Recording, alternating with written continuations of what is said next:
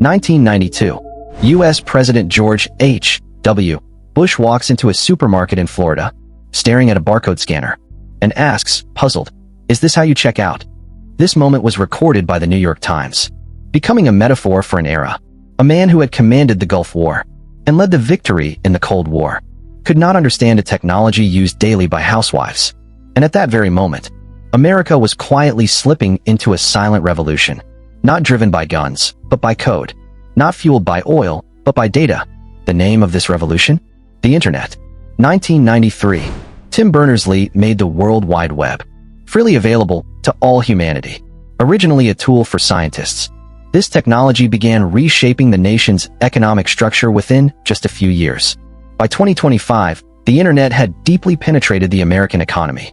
For every $100 spent, $18.40 was spent online. In 1995, this figure was nearly zero. The digital economy contributed 12.2% of U.S. GDP, surpassing manufacturing 11.6%. Second only to finance and real estate. Amazon's annual revenue reached $682 billion, higher than the entire GDP of Switzerland. Google, Meta, Amazon, and Microsoft's cloud and advertising businesses collectively account for over 70% of the global digital advertising market. This is not merely online shopping, but a systemic restructuring. Banking, education, healthcare, government services. Almost every industry has been forced to redefine itself. The Internet didn't just change how money is earned. It changed how people work. Today, 64 million Americans work as freelancers, writing code, shooting videos, designing, consulting. This accounts for 38% of the U.S. workforce. And 42% of office workers work remotely at least 2 days a week. But on the other side, bank teller jobs have declined by 41%. Travel agents have virtually disappeared. And over 40% of entry-level customer service calls are now handled automatically by AI. Automation and platformization are optimizing away vast numbers of traditional jobs.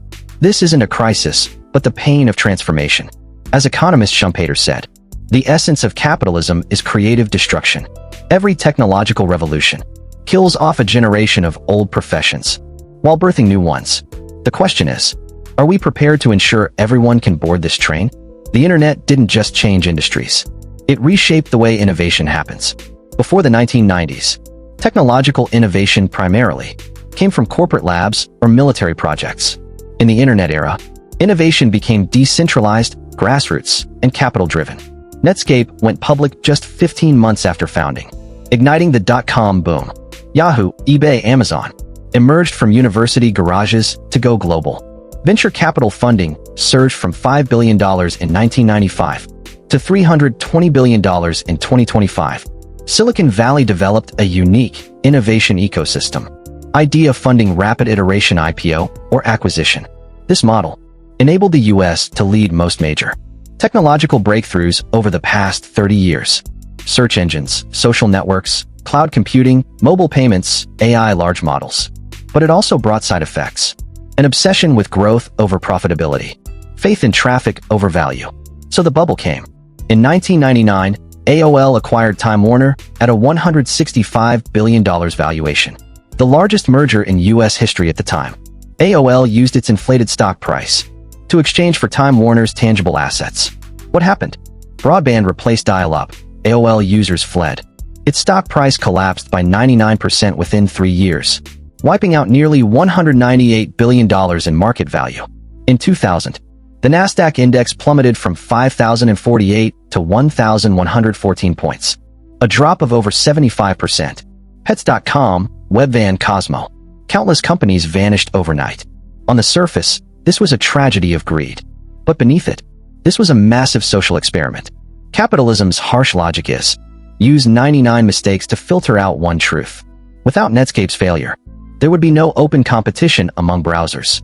Without AOL's lesson, there would be no deep understanding of content plus platform.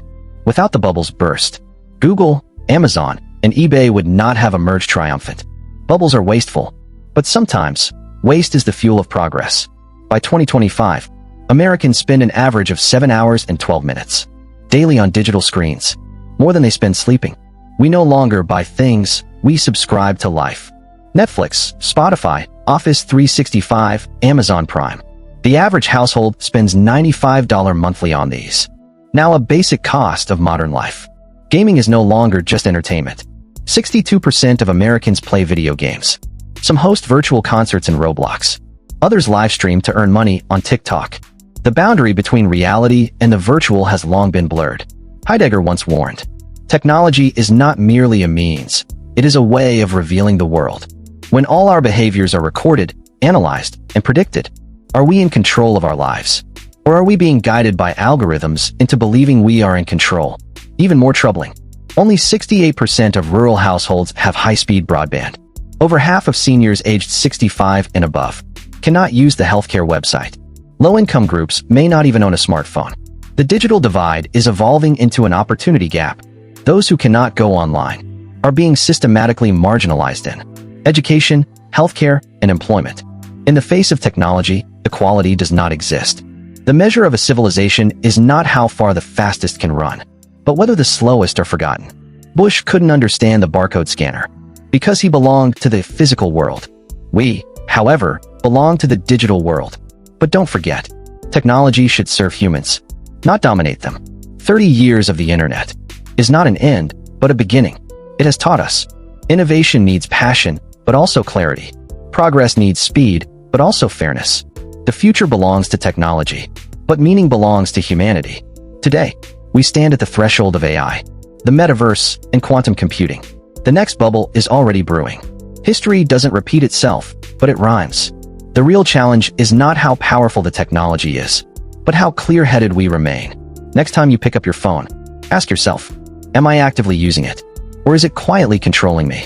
Technology never answers questions. It only poses them, and we must learn how to live